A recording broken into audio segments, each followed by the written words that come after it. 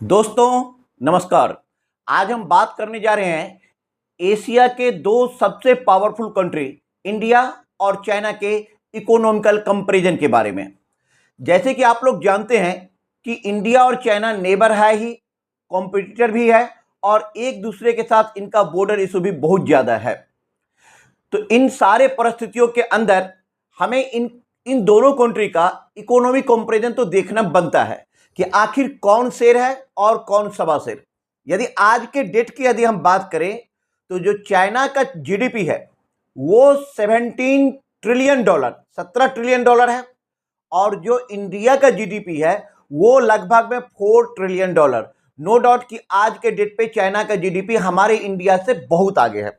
लेकिन यदि आप ग्रोथ रेट की बात करते हैं तो ये जो 2025-26 चल रहा है तो इंडिया का growth rate, GDP growth rate लगभग में 6.5% है और यहीं पे है असली खेला, जहां पे इंडिया चाइना को बीट कर रहा है और चाइना का जो ग्रोथ रेट है वो लगभग में 4.5% है। दैट मीन्स कि अभी निकट भविष्य में नहीं लेकिन आने वाले टाइम में इंडिया चाइना को बीट कर सकता है। नो डाउट कि अभी आज के डेट पे यूएस वर्ल्ड का मिलिट्री सुपर पावर है, इकोनॉमिक सुपर पावर है और सेकेंड पोजीशन पे अभी चाइना इकोनॉमिक सुपर पावर है, मिलिट्री सुपर पावर नहीं है।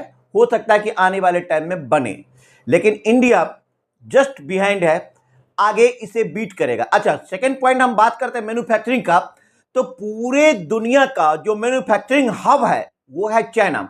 आप हर एक दूसरे सामान को पलट करके देखिए, वो मेड इन चाइना है। लेकिन अब हम लोग भी प्राइम मिनिस्टर मोदी जी के नेतृत्व में आगे बढ़ रहे हैं, मेक इन इंडिया पे फोकस कर रहे हैं, आत्मनिर्भर भारत की तरफ जा रहे हैं। तो जाहिर सी बात है यहां पर भी हम अपना आत्मनिर्भरता प्राप्त करेंगे।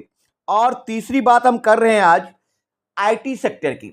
आईटी सेक्टर की यदि आप बात करो तो चाइना के पास क्या है कि चाइना के पास काफी कुछ है इसमें, लेकिन इंडिया ने भी स्टार्टअप हब बना रखा है। स्टार्टअप इकोसिस्टम हमारा बहुत स्ट्रांग है टेक्नोलॉजी के मामला में, खास करके सॉफ्टवेयर की दुनिया में, यूपीआई पेमेंट सिस्टम के बारे में, डिजिटल इकोनॉमी के बारे में इंडिया काफी आगे है। फोर्थ पॉइंट पे आज हम डिस्कशन करने जा रहे हैं चाइना और इंडिया की पॉपुलेशन की।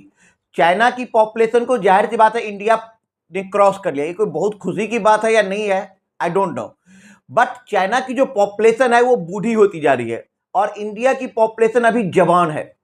तो ये पॉपुलेशन हमारे रिसोर्स का कम करेगा और जबकि चाइना का पॉपुलेशन आने वाले टाइम में उसके लिए बर्डन हो जाएगा। अच्छा, उसके सबसे इंपॉर्टेंट पॉइंट आज हम बात करते हैं एग्रीकल्चर की भी। जो इंडियन एग्रीकल्चर लैंड है वो चाइना के एग्रीकल्चर लैंड से